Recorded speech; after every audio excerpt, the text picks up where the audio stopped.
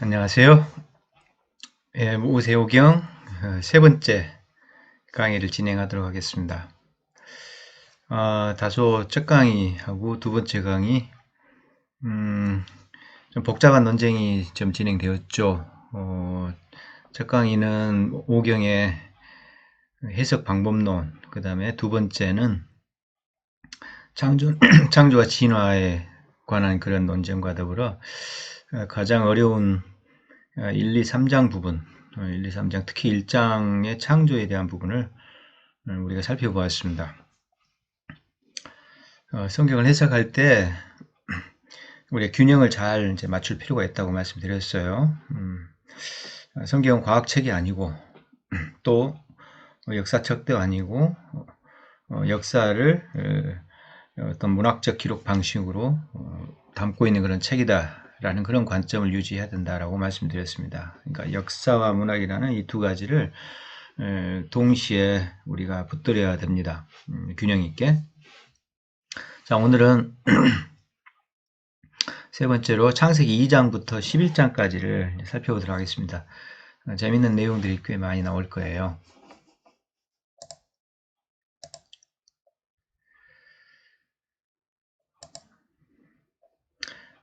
먼저 앞서 이 강에서 약간 좀 수정해야 될 것을 말씀드릴게요. 제가 다시 피드백을 해보니까 좀 실수한 게 좀 있어요.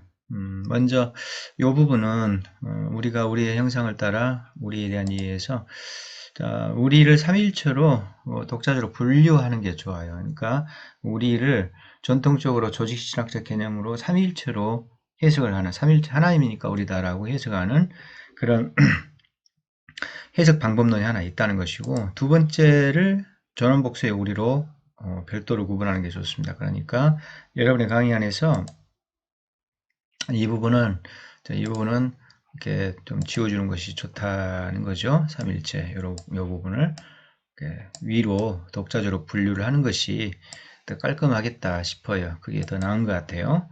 그래서 전원복수의 우리, 그러니까는 너무 큰 대상은 너무 존엄하신 분은 복수로 표현하거든요.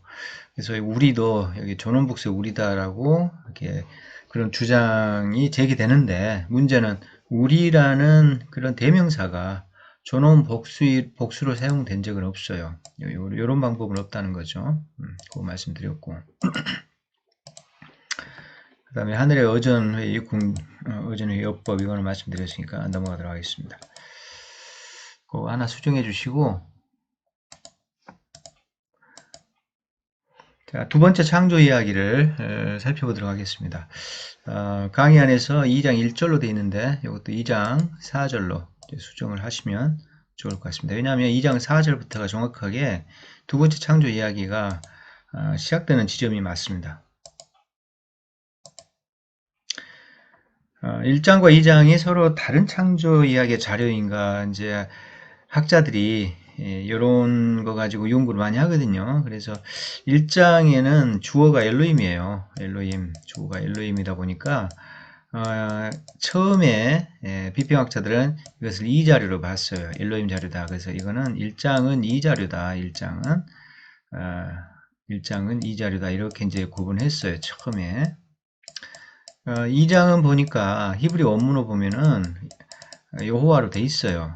여호와로. 그래서 2장은 우리말로도 계속 여호와로 지금 번역이 되어 있습니다. 그러니까는 이거는 제2자료다. 이렇게 처음에 구분했어요. 그래서 서로 다른 창조 이야기가 이렇게 바느질 되었다. 편집되었다. 그래서 좀 이질적인 이야기가 나란히 지금 등장하고 있다라고 주장을 합니다. 이제 그 근거가 바로 이렇게 하나님의 주어가 다르고, 그 다음에 내용도 전혀 좀 상반된 내용이 1장과는 전혀 분위기도 다르고 내용도 모순된 내용도 막 등장하고, 그런 이유로 전혀 1장과는 좀 모순된 좀 부조화한, 조화롭지 못한 그런 창조 얘기가 2장에 나란히 지금 조금 자연스럽지 않는 그런 편집이 되어 있다라고 주장을 하거든요. 그게 비평학자들의 일반적인 주장입니다. 나중에 이 부분이 이제 이 자료라고 주장했다가 E의 편집이었다라고 주장하는데 이 자료가 아니라 이제 P 자료로 이제 바뀌어요. 비평학적 입장이. 이거 P 자료다. 그러니까 주어는 엘로힘이 맞는데 이걸 쓰는데 그래서 이 자료라고 먼뜻 생각을 했는데 이 자료가 아닐 것이다라고 이제 이 자료가 아닐 것이다라고 이제 학자들이 그런 결론을 내렸죠.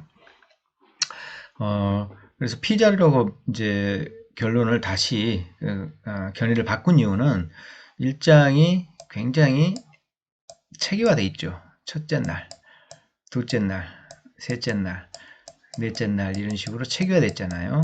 그래서 일주일 패턴으로 창조하기를 쭉 이렇게 묘사를 하고 있어요. 자, 이런 작업은 이게 굉장히 체계화돼 있잖아요. 조직화돼 있고 이런 작업은 P의 전문적인 작업이에요. 제사장들이 이렇게 하는 거지 엘로힘 문서의 특징이 아니다는 거죠. 그래서 지금은 이게 폐기되고 이 문서라는 게 폐기되고 P 문서로 주장되고 있습니다. 어쨌든 이 문서든 P 문서든 자료가 다르다고 주장을 해요. 자, 그런 관점을 갖고 있는데 우리는 이제 그런 관점을 안 받아들입니다. 자, 요거 이제 그 설명을 했고 무슨이 발견되는 것인가? 예를 들어서 땅을 갈 사람이 없어 채소와 식물이 창조되지 않았다.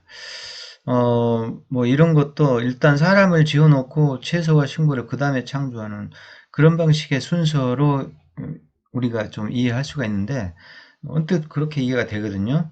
네, 근데 우리가 알아야 될 것은 이 장의 창조 이야기는 창조를 정확하게 말하고 순서대로 이렇게 묘사하기 위한 것이 아니라 사람이 중심이에요. 그래서 창조 순서에 대해서는 관심이 없어요. 그게 특징이거든요.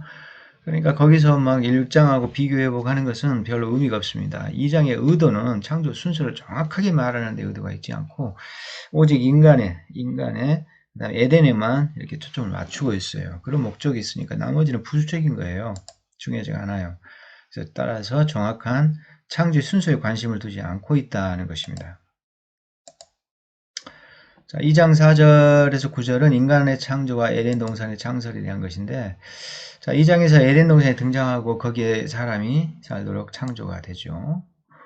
에덴 동산이 일단 어디인가라는 퀘스천 마크를 달아볼 수 있어요.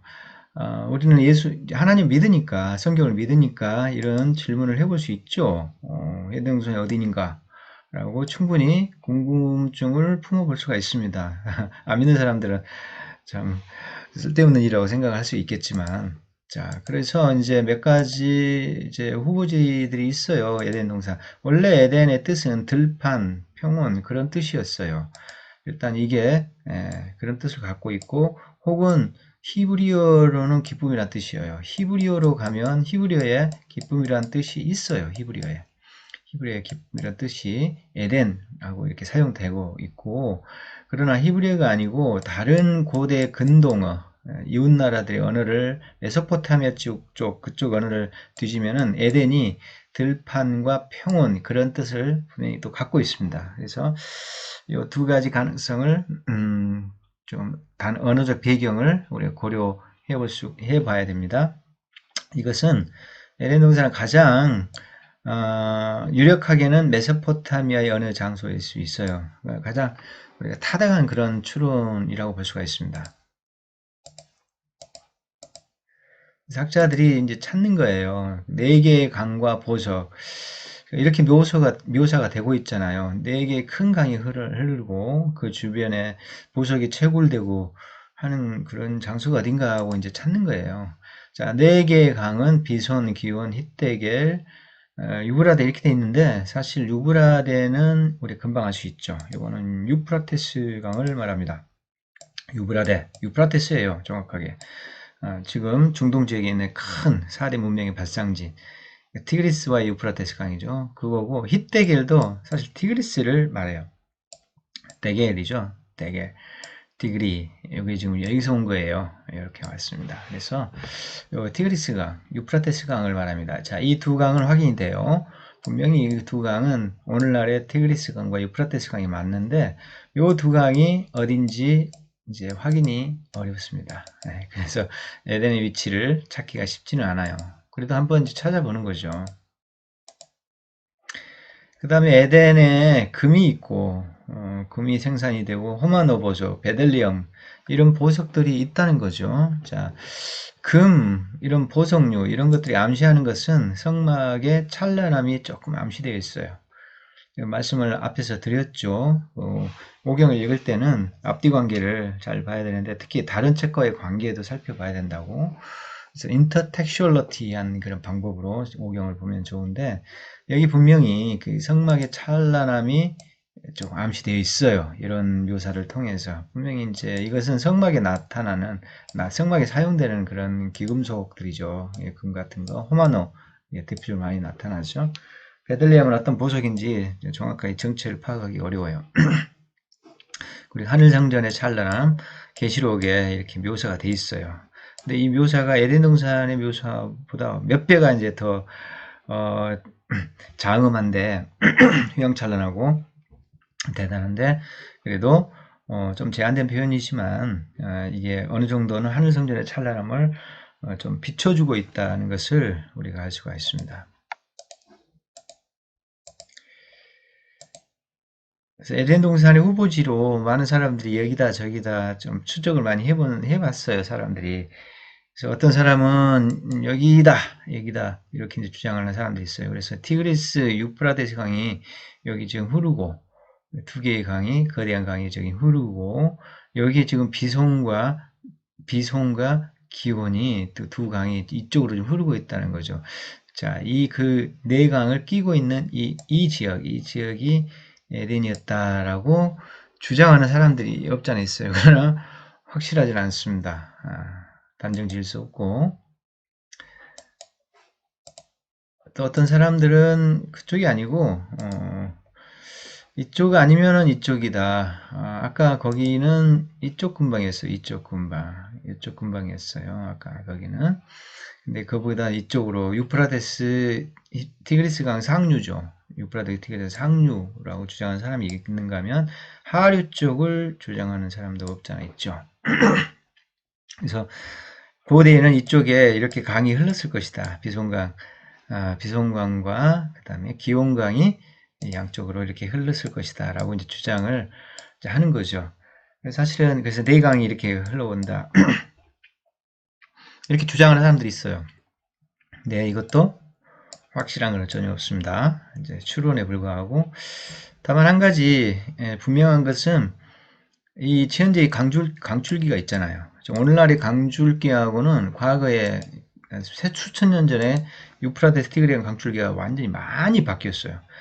강 흐름이 이쪽으로 저쪽으로 방향이 많이 바뀐 건 사실이에요. 그래서 사막 한복판에서 강물이 흐르는 흔적들이 발견되고 거기서 고대 도시들이 막 발견돼요. 그래서 많이 이동을 했어요. 그건 사실이고 있던 강도 이렇게 막 없어지고 다른 강으로 합류하고 그랬을 가능성이 커요. 그래서 비송강과 기온강은 이 근방 어디에 있었던 큰 지류였을 가능성이 있습니다. 그러나 확인은 좀 어렵다라고 이제 우리가 생각해 볼 수 있고, 그리고 어떤 사람은 그 비송과 기온을 이쪽 나일강에 이 두 줄기 있죠. 나일강에 청나일하고 백나일이라고 있어요. 나일강이 상류에서 두 부를 나눠줘요. 이렇게 청나일과 백나일로 나눠져요. 이 두 강을 지금 말하는 것이다. 그래서 이 두 강하고 요 티그리스, 유프라데스 이 두 강하고 이 광부만 굉장히 멀리 떨어져 있잖아요. 그래서 이 네 강에 좀 아무튼 이 네 강을 염두에 두고 이 네 강을 이렇게 표시로 두고 에덴 동산을 어디에 좀 찍은 것이다라고 주장을 하는 사람도 없잖아 있어요. 사실은 비송과 기온이 여기다면은 이디오피아 이쪽에 어떤 에덴이 있을 수도 있어요. 그래서 여기에서 지금 인류 최초의 제가 이제 첫 시간에 말했죠. 이브가 이쪽으로 추적이 돼요. 이브가. 근데 아담도 나중에 다시 별도로 추정을 해보니까 이쪽 근방으로 추적이 되는 거죠. 아담은 Y 염색체를 추적을 하면은 쭉 이렇게 어디서 발원됐는지가 이렇게 추적이 돼요. 이브는 미토콘드리아를 미토콘드리아 DNA를 추적하면은 어딘지 이렇게 수렴된다는 거죠. 이렇게 추적해보니까 이 근방이다. 근데 아담도 비슷하게 그런 결과가 나온다는 그런 연구 결과가 좀 있어요. 그래서 이쪽으로 몰아가려고 하는 사람도 없잖아 있습니다. 근데 어찌됐든 간에 현재 이 대륙도 오늘날 이 대륙하고는 좀 판 구조가 노아 홍수 전과 후를 기준으로 이제 달라질 수도 있어요. 그래서 대륙이 어떻게 이동했을 수도 있거든요. 그러니까 그런 가능성도 우리가 이제 배제는 못해요. 그래서 뭐 여기다 이렇게 말하기는 아무튼 좀 어려운 상황입니다. 그러니까 단정 짓기는 어려워요.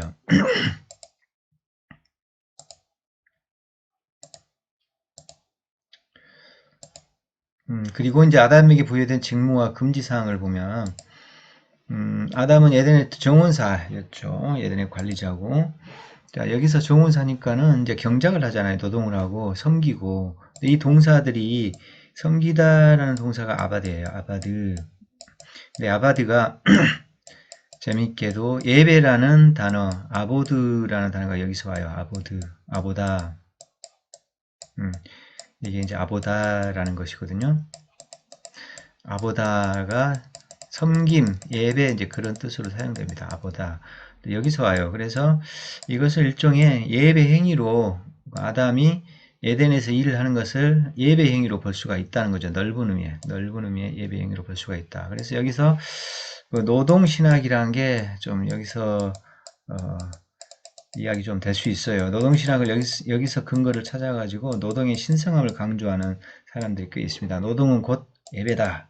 그래서 일상의 노동도 우리가 하나님 앞에 일정의 넓은 의미의 확장된 예배 행위로 봐야 된다라고 주장하는 그런 사람들이 있습니다. 근데 상당히 저는 일리 있다고 봐요. 교회에서 예배 드린 것이 진정한 예배지만 삶 속에서 이 예배, 삶 속에서 우리가 땀 흘리고 섬기고 일하고 하는 것들이 세상을 좋게 하는 것이니까 그 예배 행위로 넓은 의미로 확장해서 이제 볼 수 있다는 거죠. 이런 주장들이 바로 이런 단어에서 나와요. 참고로 알아두시고.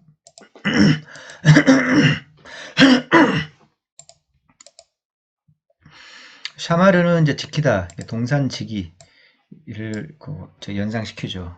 파수꾼, 그런 것을 지금 연상시키는 단어입니다. 자, 모든 열매를 마음껏 막을 수가 있었어요. 다 먹을 수 있는데, 그러나 금지된 두 열매가 있었다는 거죠. 첫 번째는 소위 선악을 알게 하는 나무예요. 이것 최초의 금령이에요. 하지 마라. 하나님께서 가장 먼저 최초로 준 금령인데, 딱 이거 하나만 줬죠. 최초 율법입니다. 율법이고. 그리고 생명나무 열매를 이제 아직은 먹지 말라고 했는데 이거는 영원한 금지가 아니에요. 이거는 영원한 금지인데 잠정적 금지, 유보였어요. 섭취 유보, 그러니까 잠정적 금지예요. 그러니까 이건 좀 달라요. 금지가. 그래서 하나님이 명확하게 이것만 금지를 해요. 이것은 왜 금지하지 않았는가? 나중에 먹도록 허용했을 것이다라고 우리가 유추해 볼 수가 있었어요. 이거 먹으면은 이제 어떤 결과가 있죠? 이걸 먹으면은 자, 영생을 얻을까 하노라 그랬죠.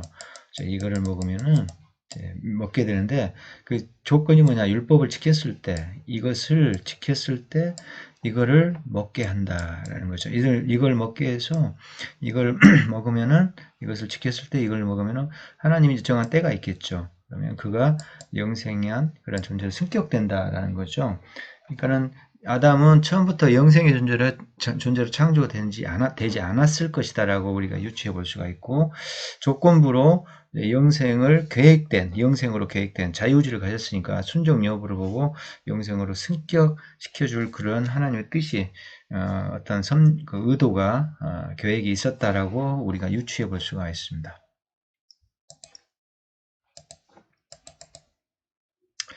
자, 둘은 어떤 사람은 같은 나무다 라고 주장하는 사람들이 있어요. 아니죠. 이거는 먹고 이제 벌을 받지만은 이거를 먹고 또 영생을 할까 봐서 지켜라라고 했어요. 그러니까 이것은 영생을 얻게 하는 나무고 이것은 선악을 알게 하는 나무로 완전히 구분돼요. 근데 엉뚱하게 어떤 사람들이 이것을 같은 나무로 주장하는 사람도 있어요. 천만의 말씀이죠. 그건 아닙니다. 자, 생명나무 열매는 따먹지 못하게 지켰잖아요. 이건 영생을 얻게 하니까, 이거는 선악을 얻게 하는, 선악을 알게 하는 것이고, 이것은 영생을 얻게 한다는 점에서 이 기능이 달랐어요. 나무의 어떤 기능 자체가 어떤 결과를 주느냐, 이게 달랐다는 거죠. 그 점을 우리가 고려를 해야 되고, 자, 선악을 안다는 의미가 뭘까요, 여러분? 선악을 안다? 좋은 일이잖아요. 선과 악을 분별하니까. 그 나쁘지 않은 것 같아요. 그래서 아니, 도덕적 분별력을 갖는다는 것이 왜 나쁘지? 라고 생각해 볼 수가 있죠. 그러나 여기서 선악을 안다는 말은 내가 판단에 주착이 돼서 내가 이게 선이네? 내가 볼 때 이게 악이네? 자기가 재판관이 된다는 것이에요. 그래서 선악의 판단 기준을 내가 결정한다는 점에서 이것은 하나님의 어떤 주권을 이제 침범하는 셈이 되죠. 내가 재판장이 되니까 이제 그런 점에서 선악을 안다는 의미죠. 그래서 스스로 도덕적 가치 판단을 하는 자율적 인간이 되는 것이다. 이게 멋진 말이죠. 스스로 자기가 가치 판단을 해요. 이게 선이네 악이네. 이런 자율적 인간이 된다는 것. 이게 사실 죄예요, 죄. 자율적 인간.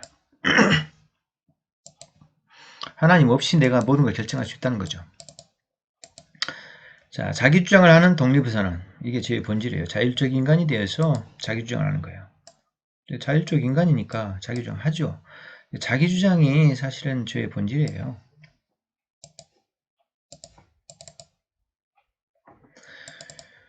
자, 그 다음에 동물 이름을 짓게 되죠. 동물 이름을 짓습니다. 아담이 동물 이름을 짓는데 식물은 이름을 안 지었을까요?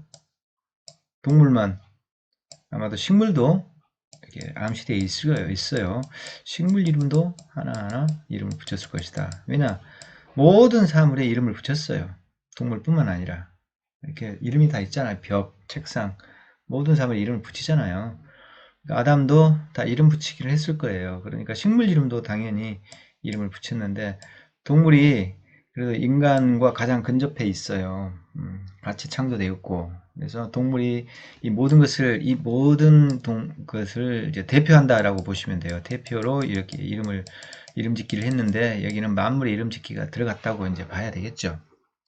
자, 어쨌든 동물의 이름을 짓는다는 것은 뭘 의미하냐면 이름을 짓는다는 것은요.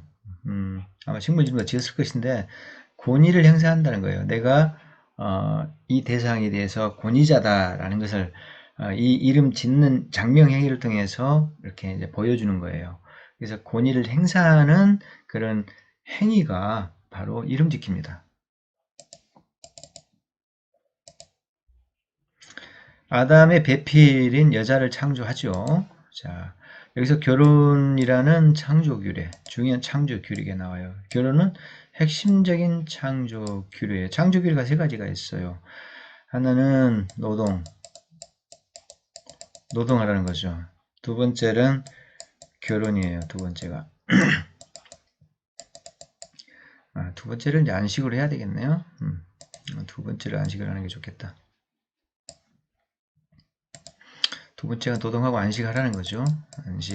안식이 두 번째 창조 규례입니다. 자, 노동과 안식이 중요한 창조 규례고 그 다음에 세 번째가 결혼이에요. 이 세 가지가 창조 규례라고 이제 보시면 돼요. 자, 영원한 제도, 모든 인류를 위해서 모든 사람이 따라야 될 그런 제도로 하나님이 이것을 마련하셨습니다.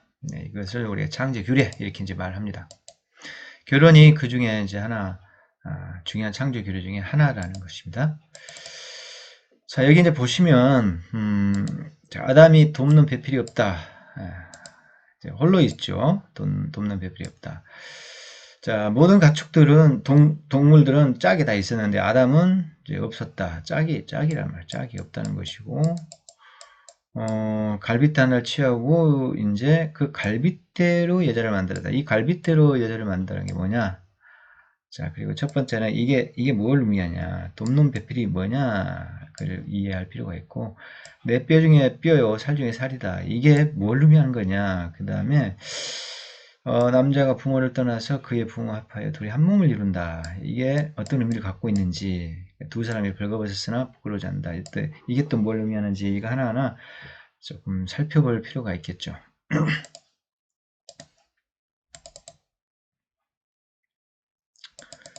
일단 돕는 배필은 돕는 배필이 없다. 돕는 배필은 언어로 따지면은 이런 뜻이에요. 그를 마주보고라는 말이 거의 전치사가 들어갔어요. 네게드라는 전치사가. 마주보고 도움이 될 배필 그런 뜻이에요.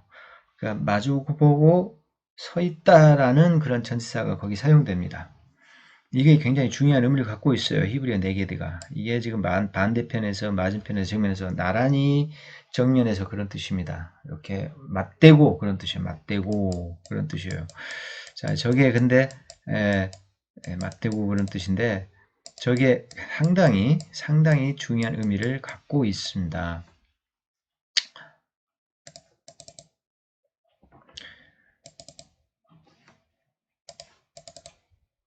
자, 전치사 4개들을 살피면은 이런 거예요. 전치사 4개 뭘 의미하는가? 좀 생생하게, 메소포타미아 지역에서 그때 당시에 그 지역의 사람들이 이 4개들이라는 전치사를 어떻게 이해했는지가 거기에 이제 문헌을 보면 나와요. 그것을 어떻게 표현하냐면, 예, 절인 생선을 가지고 가서 이야기를 해요. 자, 소금으로 절인 생선이 쫙 반으로 쪼개가지고 벌리잖아요, 반. 자, 바로 이게 네개드라고 이야기합니다. 반으로 쫙 이렇게 벌립니다. 그래서 두 쪽이 되잖아요, 두 쪽이. 나란히. 짝을 이루잖아요. 그래서 짝이 되잖아요. 양쪽이 서로 상대방이 되잖아요. 네개드는 바로 이것이다라고 이제 이야기를 합니다. 생생한 표현이죠. 그래서 이렇게 두 쪽으로 갈라진 생선의 의미가 바로 부부의 의미라는 것입니다. 부부란 뭐냐? 절인 두 쪽으로 갈라서 절인 생선. 그러니까 한 몸이면서 두 쪽으로 갈라졌죠. 그러니까 하나님에서 둘이에요. 이게 부부라는 거죠. 이게 지금 합해졌어요. 그러니까 여기에는 우열이 없어요. 음. 뭐 누가 더 크고 작고 높고 낮고 이런 우열이 여기서는 없고 정확하게 반으로 쪼개졌잖아요. 자, 이게 네게드가 주는 의미인데 부부가 바로 남자와 여자의 결합이 바로 이와 같다는 것입니다.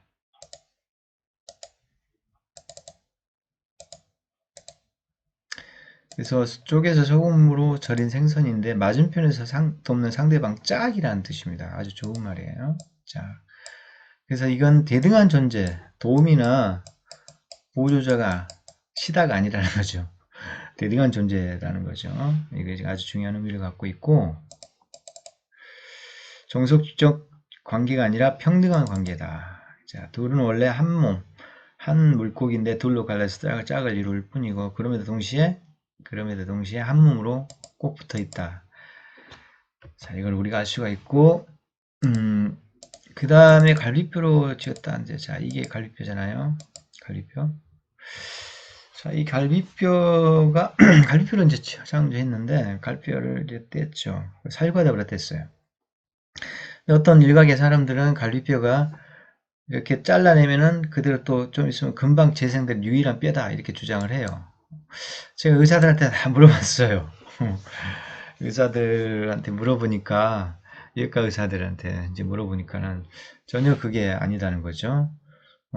다만 부러지잖아요. 이렇게 그러니까 똥강하고 이제 부러지면은 뚝 부러지면은 이게 잘 붙는데요. 다른 뼈보다 훨씬 잘 붙는데요. 자, 이거는 갈비뼈 우수한 특징인데 완전히 잘라낸 것이 다시 쭉 자라나는 것은 의학적 근거가 없다라고 이제 이야기를 하더라고요. 그래서 이렇게 주장하는 사람들이 일각에 있는데 조금 과도한 주장 같습니다. 자, 우리는 여기서 과학적 의심을 품기보다도 신학적 의미를 파악하는 것이 더 중요합니다. 갈비뼈를 끄집어냈으면 어떻게 채웠다는 거지? 하나님이 이제 거기를 채웠다 하거든요. 저는 이제 갈비뼈를 끄집어내시고 저절로 이렇게 자랐다. 뭐 그럴 수도 있어요. 뭔가 그런데 비어있는 채로 있었지는 않았을 것 같아요. 이게 자라게 하셨든지 아니면 하나님이 또 이렇게 새로 순간에 자라게 하시고 살로 이렇게 덮어 주셨든지 그냥 비어있는 상태로 그대로 방치했을 것 같지는 않은데 어쨌든 그거보다는 신학적 의미를 파악하는 것이 더 중요하다고 봐요. 저는. 머리뼈가 아니죠. 머리뼈면 어떻게 돼요? 네, 위에 군림하죠. 나라는 짝이 되지 않죠. 팔뼈가 아니죠. 팔이면은 종속돼 있잖아요. 뭐 도우미처럼 엉덩이뼈도 아니고 그러면 눌려 있죠. 눌려 있는 존재고 다리뼈 그러면 아주 지금 하등한 그런 존재가 되고 그게 그런 뼈들이 아니고 가슴에 이제 갈비뼈다라는 거죠. 어떤 이건 주석가가 아주 유명한 주석가가 자기 주석에다 쓴 사람이에요. 이제 그 미국의 아주 유명한 주석가였습니다. 매튜헨이라는 주석가가 이런 주석에서 이렇게 이제 표현을 해요. 아주 멋지죠. 멋지죠. 그래서 가슴에 갈비뼈로 이렇게 창조했다는 것은 동등하게 창조했다는 거죠. 그리고 가슴이 마음이 통하는 존재라는 것을 분명히 의미하고 있어요. 그런 의미가 굉장히 저는 이제 중요하다고 봐요.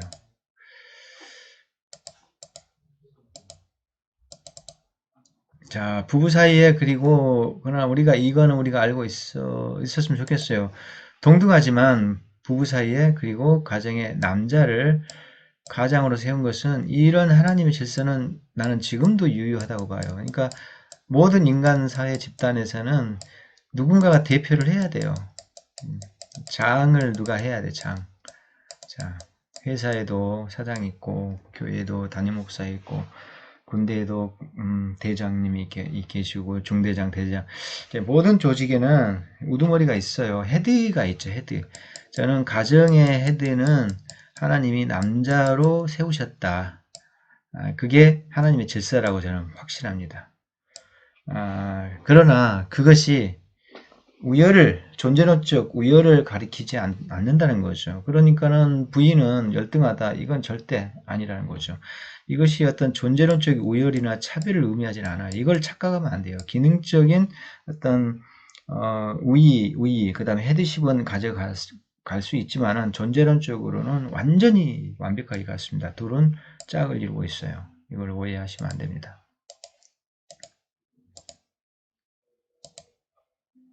갈비뼈가 또 뭐냐? 갈비뼈가 살붙이잖아요. 살이잖아요. 이렇게 어떤 신체 일부, 그것도 가장 중요한 일부, 심장 부분에서 이렇게 떼어냈는데, 저것은 갈비뼈는 살붙이와 권력지침을 의미하는 것 같아요. 그래서 아담이 이렇게 말하죠. 자기 갈비뼈로 창조했기 때문에 내 뼈 중에 뼈요, 살 중에 살이다 이렇게 말하잖아요. 아브라함이 롯에게 이르되 아브라함이 롯이 조카잖아요. 조카인데 한 권력이다 이렇게 말해요. 우리는 한 몸뚱아리에서 나왔다 그런 뜻입니다. 이런 표현이 성경에 많이 나와요. 구약 성경에서 많이 나와요. 너는 내 권력이다. 라반이 지금 야곱에게 권력은 내 살이고 내 뼈다는 거예요. 권력, 살, 뼈다 이 말이죠. 그러니까 우리는 한 몸뚱이에서 왔다는 거죠. 너희는 권력지친이다 이런 말도 똑같아요. 구약에 이런 말들이 많이 나와요. 다 여기에서 근거하고 있습니다. 갈비뼈가 그런 중요한 의미를 갖고 있어요. 그 다음에 이제 3장으로 가봅시다. 3장은 최초의 범죄. 다시 말해서 죄가 시작되고 있습니다. 자, 이게 결과가 죽음이에요. 이게 결국은 이제 불행하죠. 정령초리라고 했잖아요. 아주 무서운 결과가 철회됩니다. 하나님이 딱 엄히 경고했어요. 정령초리. 근데 사탄은 그랬어요. 야, 너 안 죽어. 결코 안 죽어.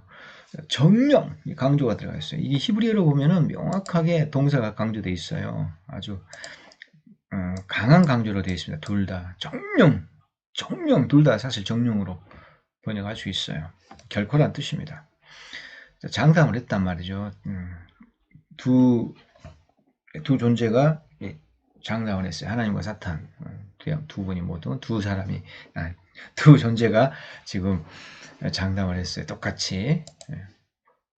하나는 거짓이죠. 그런데 자, 4장에 최초의 살인이 나오고 죄의 심화가 나오죠. 지금 대충 살펴봐요. 이게 죄가 시작되고 죄가 심화되고 있다는 거고 5장에 이제 아담의 후손이 쫙 계보가 나와요. 이렇게 이제 진행돼요. 이야기 흐름을 봐요.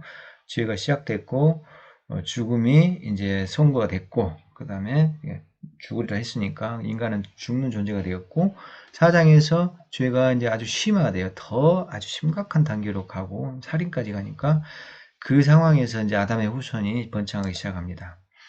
자, 여기서 아담이 자기 형상대로 자녀를 낳았다는 것이 중요하고요. 자, 지금 대충 이제 살펴보는 거예요. 자기 형상, 하나님 형상이 아니잖아요.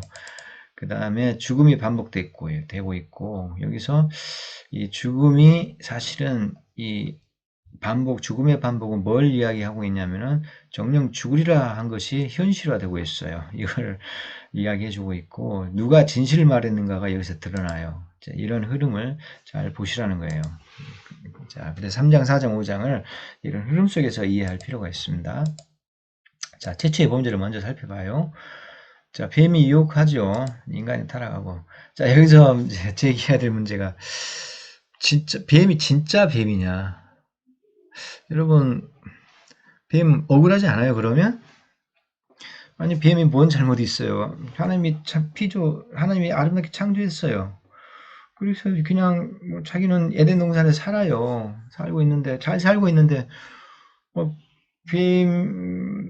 사탄이 뱀을 이용해 가지고 이렇게 하와를 넘겨뜨렸는데 뱀이 저주를 받아요. 자기가 완전 죄를 덤탱이 쓰고 있는데 뱀 입장에서는 굉장히 억울한 일이 될 수가 있죠. 자, 아무튼 여기서 뱀이 진짜 뱀인가에 대해서 한번 생각해 볼 여지가 있어요. 환상 중에 영적인 존재인 사탄인가? 이 가능성도 생각해 봐야 되겠죠. 자, 계시록의 옛뱀을 우리가 살펴봐야 되잖아요. 자, 그래서 제가 첫 시간에 계시록 쪽하고 창세기는 희미하다고 말씀드렸고 계시가 아직은 제한적이에요. 조금밖에 안 보여줘서 하나님이 상징으로 많이 나타나요. 사탄도 뱀으로 나타나요. 자, 계시록 쪽에서 뱀이 사탄을 가리키잖아요. 사탄이 뱀으로 상징돼서 나타났어요. 뱀이. 자, 그러면 여기도 진짜 실제 뱀이 아니라는 거죠. 이게 실제 뱀이 아니에요. 그러면 계시록 쪽에서 이게 실제 실제 뱀이 아니잖아요. 분명히 이건 사탄이잖아요. 그러면 아주 이 십자가를 중심으로 아주 희미하게 떨어진 이쪽에서 그림어나 상징어로 이렇게 말씀하신 거라면 이쪽의 뱀도 실제가 아니고 다른 것이지 않는가라는 가능성을 좀 생각해 볼 필요가 있죠. 저는 그렇게 생각해요. 실제 뱀이 아니라 하와의 환상 중에 뱀의 형태로 나타났다고 봐요, 저는. 하필은 그거는 뱀 입장에서는 억울하죠. 왜 내 모양으로 나타났어? 할 수가 있죠. 어쨌든 제가 볼 때는 그때 뱀이 호기심을 자아내는 하와의 호기심을 가장 자극하는 그런 피조물이지 않았는가 생각이 돼. 신기하게 생겼고 그래서 다른 것도 참 좋고 아름답고 신기한데 호기심이 많은데 호기심을 최대한 발동시키는 그런 피조물이 뱀이었기 때문에 뱀의 형상으로 짠하고 나타나지 않았을까라는 생각이 들고 환상 중에 뱀의 형태로 나타나가지고 대화가 이루어져가지고 환상 중에서 뱀이 꼬셨다. 뱀의 형상을 한 사탄이 유혹해서 넘어뜨렸다. 저는 그래서 환상 속에 이루어진 사건. 그래서 결국 영물이니까 환상이지만은 꿈은 아니잖아요. 실제 사건이에요. 근데 영적인 사건이어서 환상 중에 대화가 다 됐고, 그래서 환상 중에서 죄를 지었고, 그 죄의 이제 유혹에 넘어갔고, 그게 이제 행동으로 옮겨졌고, 그래서 저는 환상 중에 나타난 뱀으로 보고 싶은 마음이 있어요. 어쨌든 이건 제 해석입니다. 제 해석이에요. 그러니까 실제 뱀은 좀 억울한 측면이 있죠. 하필은 왜 내 모습으로 나타나가지고 그랬느냐. 그래서 지금도 우리가 뱀을 보면 이 사탄아라고 이렇게 할 수가 있는데 여러분 그러시면 안 돼요. 뱀은 억울한 거예요. 뱀은 아름다운 피조물입니다. 하나님의 아주 이 창조물의 하나예요. 좀 우리가 소름 끼치고 우리가 이렇게 정서적으로 좀 부담이 되는 짐승들은 그 외에도 많죠. 악어도 그렇고 그다음에 쥐 이런 것들 많이 있는데 사실은 뱀 좀 이뻐해 주시라니까요. 어쨌든 하필이면 뱀이 그런 상징이 돼서 오늘날도 뱀의 그런 사탄의 에, 사탄의 이미지가 덧입혀지는 것은 사실입니다. 어쨌든 간에 그러나 저는 실제 뱀으로 계시록도 그렇고 창세기 그렇고 실제 뱀으로 보고 싶은 마음은 없어요. 이것은 명확히 여긴 상징이고 여기는 뱀의 형태로 나타난 환상 속의 뱀이다. 이렇게 정리를 하고 싶은 마음이 없지 않아 있습니다. 자, 근데 뱀이 어쨌든 간에 사탄이죠. 사탄이 이제 하와를 유혹을 합니다. 야, 먹지 말라고 그러던 유혹을 해요. 이거 왜곡이잖아요. 모든 나무. 모든 나무는 아니죠. 모든 나무를 먹을 수 있는데 하나는 빼라겠잖아요. 근데 지금 살짝 여기에 선악과도 다 지금 포함시키고 있어요. 그러니까는 하나님께서는 이거를 빼고 다 먹으라겠지 모든 나무는 아니잖아요. 그러니까 교묘한 애곡이에요. 사탄은 말씀을 이렇게 애곡을 합니다. 하와도 똑같이 또 애곡을 해요. 하와도 말씀을 왜곡해요. 만지지도 말라고 그랬다. 하나님이 이 말씀 하신 적이 없잖아요. 이거를 거기다 추가한 적은 없어요. 근데 지금 하와가 이 말씀을 거기다가 덧붙였어요. 하나님 말씀을 왜곡하고 또 추가하고 이 모든 것들이 잘못됐죠. 성경에 인간의 말씀을 추구하고 또 왜곡하고 그러면 성경이 전혀 다른 이상한 말씀이 될 수가 있죠. 조심해야 되겠죠. 뱀의 추가적인 거짓말이 있어요. 야, 너 먹으면은 눈이 밝아져서 하나님같이 될 것이다. 죽는다겠거든요. 근데 이게 정반대요. 하나님같이 될 것이다. 라고 지금 이야기를 하고 있잖아요.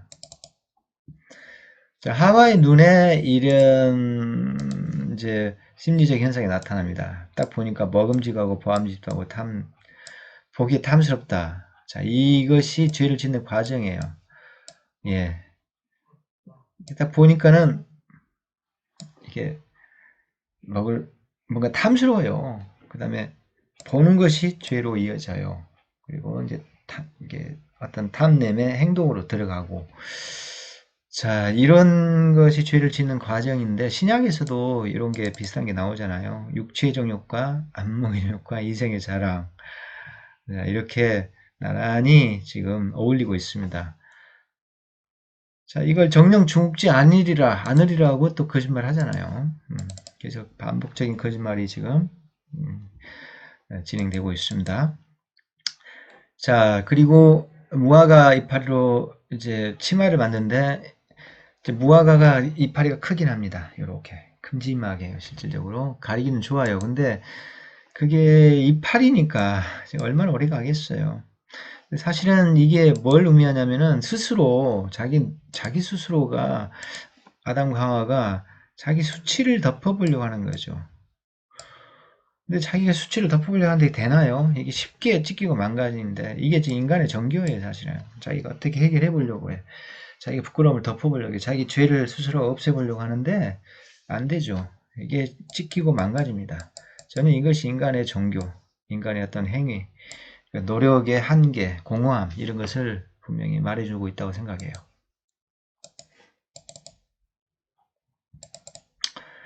자, 인간의 최초의 범죄 하나님 추궁. 자, 여기서 또 한 가지 문제가 되는 게 그날의 바람이 불 때가 뭐냐는 거죠. 이게 어려운 단어예요. 어려운 말이에요. 지금 일단 루아흐라는 히브리를 쓰거든요. 루아흐예요. 근데 거기 레가 붙었어요. 레가 붙었는데 그날 바람이 불 때예요. 자, 이게 어떤 문구냐는 거죠. 레 루아흐가 이게 무슨 문구를 무슨 뜻이냐는 거죠. 뜻이 무슨 뜻이냐는 거죠. 뒤에 이제 하욤이 붙어 있어요. 하욤이 붙어가지고 그날에 바람이 불 때 이렇게 많이 해석을 하죠. 하욤이 붙었어. 하욤. 이거를 문자적으로 해석하잖아요. 그러면 그 날이거든요. 이거는 저기 관사 그날의 바람, 그날의 영 이렇게 해석될 수 있어요. 그날의 바람 혹은 루아흐가 바람도 되지만 영도 되고 성령도 돼요. 이걸 이제 우리가 알고 있어야 돼요. 이게 재밌는 단어예요. 루아흐가 재밌는 단어인데 기본적인 의미는 바람이에요. 근데 이것이 영이라는 뜻, 사람의 영을 가리킬 때도 루아를 써요. 심지어는 더 자주는 빈번하게 많이 나타나는 용법은 뭐냐면 성령을 가리킬 때, 하나님의 성령을 가리킬 때 여기 또 사용돼요. 이거를 다 고려를 해야 되거든요. 자, 사람의 영은 아니니까 빠지고 하나님의 바람이냐, 하나님의 영이냐, 요 둘 중에 하나예요. 근데 이게 이중적인 뉘앙스를 의도적으로 포함하고 있습니다. 의도적으로. 왜 그러는지 아세요? 요한복음에서 예수님께서 뭐라고 비유하시죠? 성령은 무엇과 같다? 이리 불고 저리 불고 임으로 부는 바람과 같다. 이렇게 말씀하시잖아요. 성령과 바람은 이렇게 나란히 항상 같이 다녀요. 그러니까 이중적 의미를 내포하고 있어요. 그리고 사도행전에서 오순절 때 성령이 내려올 때 어떤 현상이 발생되죠? 성령이 내려오니까 뭘 동반하죠? 급하고 강한 바람. 그러니까 성령은 바람처럼 바람 현상을 동반하고 바람과 같이 역사하시고 바람을 동반해요. 아무튼 그런 게 지금 성령의 현상입니다. 그러니까 성령은 바람이라는 현상이 자주 동반됩니다. 자, 이건 현상이죠. 바람이라는 현상이 자주 동반된다는 거죠. 자, 이걸 우리가 고려해서 좀 해석을 해보면은 이제 그날의 바람이 불 때라는 이 어구가 그날의 그날의 영으로 일단 우리가 해석을 해볼 수가 있어요. 이거는 하나님의 영이죠. 하나님의 영. 하나님의 영. 그러니까 그 어구는 그날의 바람이 불 때라고 해석이 될 수 있지만 이 바람은 사실 뭐가 암시되어 있냐면 성령이 하나님의 영이 거기에 내려왔다. 거기에 임재하셨다라는 것을 암시하고 있어요. 그래서 그날 성령이 거기에 이제 내려오셨을 때 성령이 거기에 이제 움직이고 있었을 때 그러니까 하나님이 지금 성령으로 오셨다고 이제 보셔야 돼요. 그런 의미가 뉘앙스가 분명히 암시되어 있어요. 거기에. 그래서 지금 하나님이 찾아온 거예요. 성령을 동반해서 찾아온 거예요. 그래서 죄를 범한 것을 알고 아담을 추궁하러 온 거죠. 그래서 그날이 바람이 불 때를 이렇게 재밌게 풀어볼 수가 있습니다. 그래서 와서 성령을 동반해서 바람을 동반해서 하나님이 나타나 가지고 내가 어디 있느냐라고 이제 추궁을 하는 거예요. 그리고 그날 바람이 불 때가 옛날 성경은 날이 서늘할 때 이렇게 해석을 해버렸거든요. 그러니까 해가 뉘엿뉘엿 져가지고 바람 불면서 선선한 날씨로 이렇게만 이제 해석이 되어 있는데, 이 어법을 볼 때요, 이게 분명히 성령의 오심이에요. 하나님의 성령을 동반해서 지금 아담에게 오시는 것을 지금 연상을 시키고 있습니다. 근거를 조금 더 말씀드리면은, 하나님의 신이 운행하였다라고 창조기서에 나오잖아요. 하나님의 신이 혼돈과 흑암 속에서 하나님의 신이 수면 위에 운행했다라고 되어 있잖아요. 하나님의 신이 그 하나님의 신이 바로 루아흐예요. 루아흐 요거예요. 근데 수면 위를 이렇게 운행했다 하잖아요. 아직 창조가 질서가 안 잡혀 있어요. 자연계가 아직은 뒤죽박죽한 상태예요. 그때 하나님의 신이 수면 위를 이렇게 운행하시면서 하나하나 자리를 잡아줘요. 질서를 잡아주는 거죠. 그때 이게 바람의 이미지일 수 있어요. 이게 바람의 이미지일 수 있습니다. 그때 나타난 게 바로 이 하나님의 신인데 이때 나타난 게 이거일 수 있어요. 그 다음에 또 하나 보세요. 또 하나 있어요. 노아 홍수 때 물이 물러가게 할 때 동풍이 불었다라고 되어 있어요. 동풍. 이게 바람이 불면서 물이 물러가요. 이게 또 루아흐예요. 거기서도 똑같이 루아흐예요. 이 바람이 자연풍이 아닐 수 있어요, 여러분. 하나님의 바람일 수 있어요. 하나님의 바람을 성령의 바람이 불게 해가지고 물이 물러가게 했을 가능성이 커요. 왜냐, 지금 첫 번째 창조 때도 지금 상황이 정리가 안 되고 뒤죽박죽인데 하나님의 신이 운행했잖아요. 운행하면서 거기서 정리를 하셔요. 정리를 하셔요. 성령이 역사하셔가지고 그래서 창조의 영이죠. 창조의 영이 이렇게 역사하셨죠. 근데 홍수도 다시 뒤죽박죽 상황이잖아요.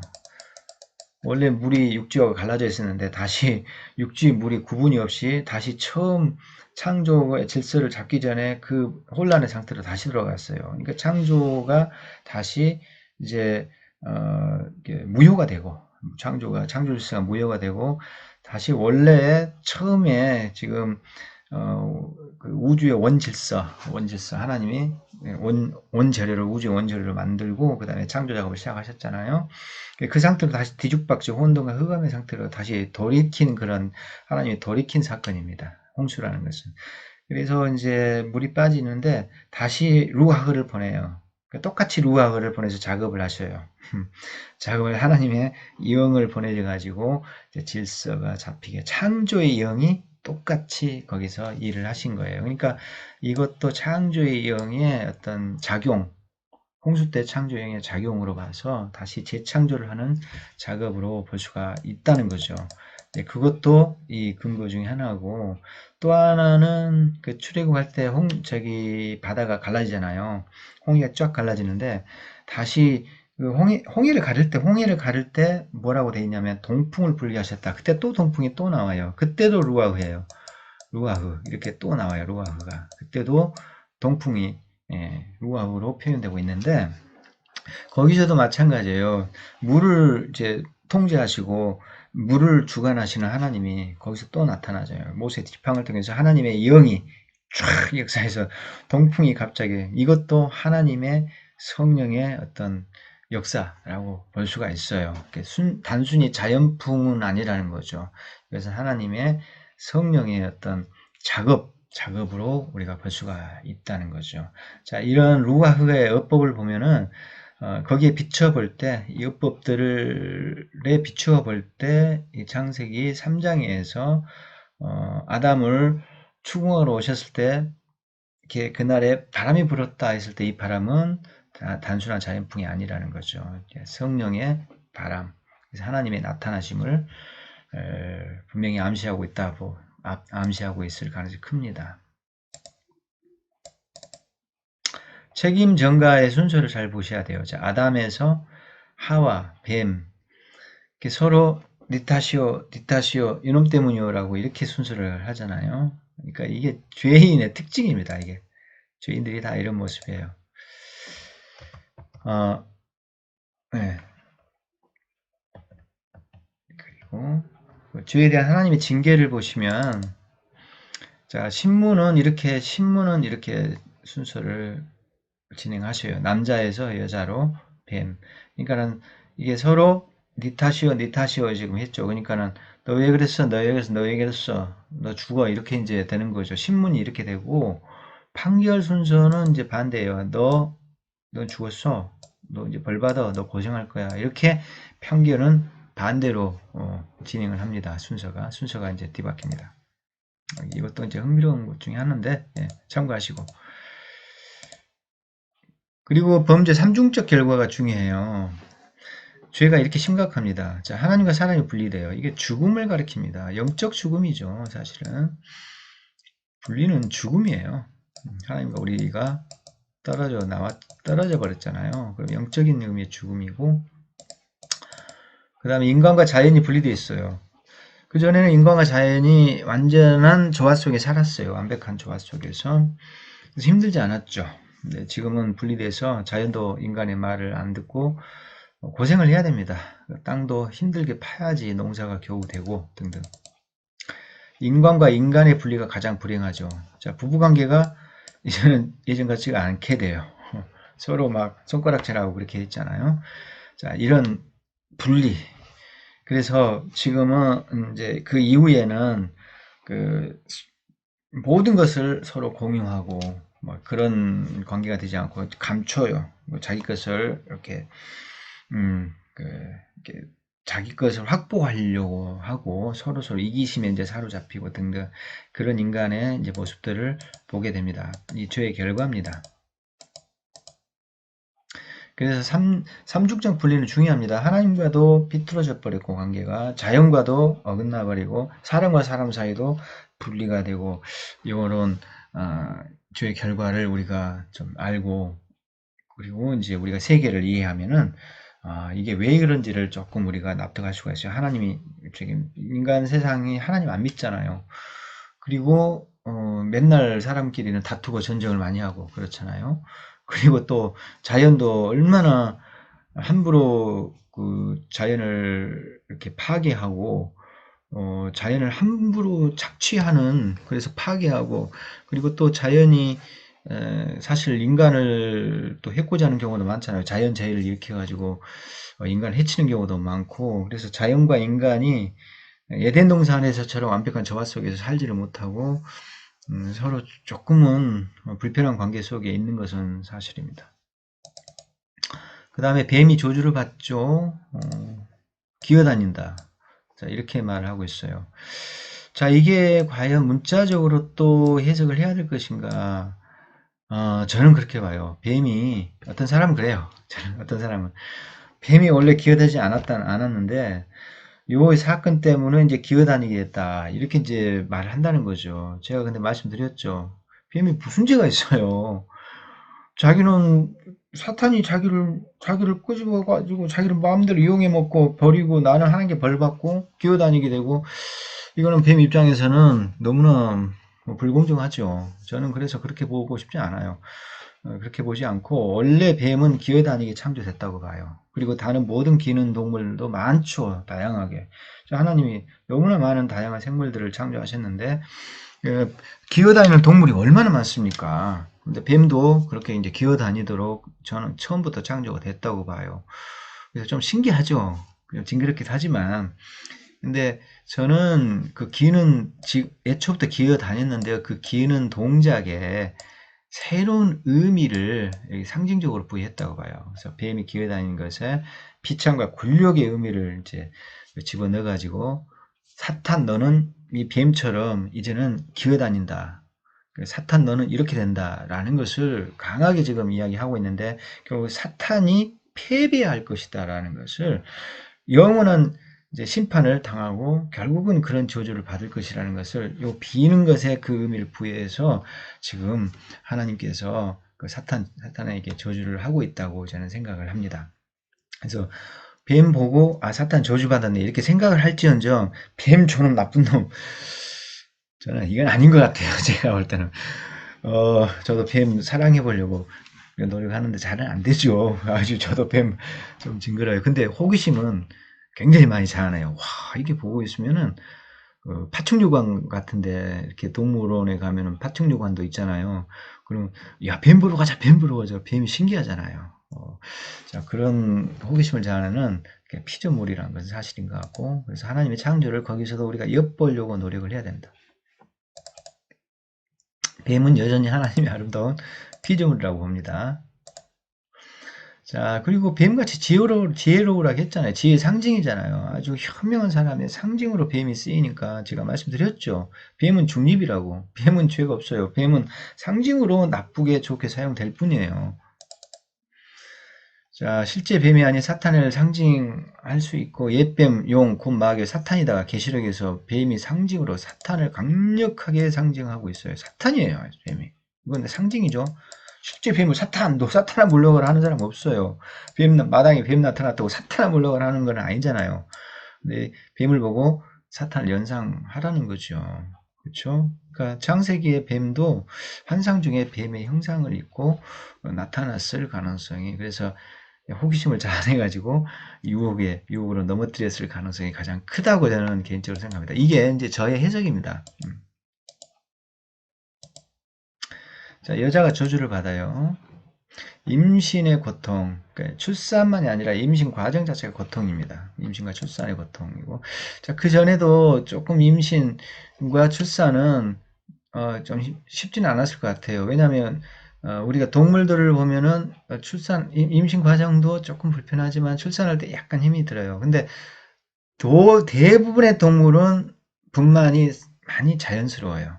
그렇게 큰 고통을 당하지 않아요. 근데 인간의 출산은요, 극심한 고통이 동반돼요. 오직 인간만이 그래요. 저는 이게 원인이 바로 창세기 있다고 봐요. 자, 어쨌든 임신의 고통을 당하고 남편을 갈망하나 지배를 당한다. 이것은 갈망한다는 말이 남편의 사랑을 막 그리워한다, 집착한다 그런 뜻이 아니고 주석학자들은 남자를 이렇게 지배하고 싶은 욕망이 있다.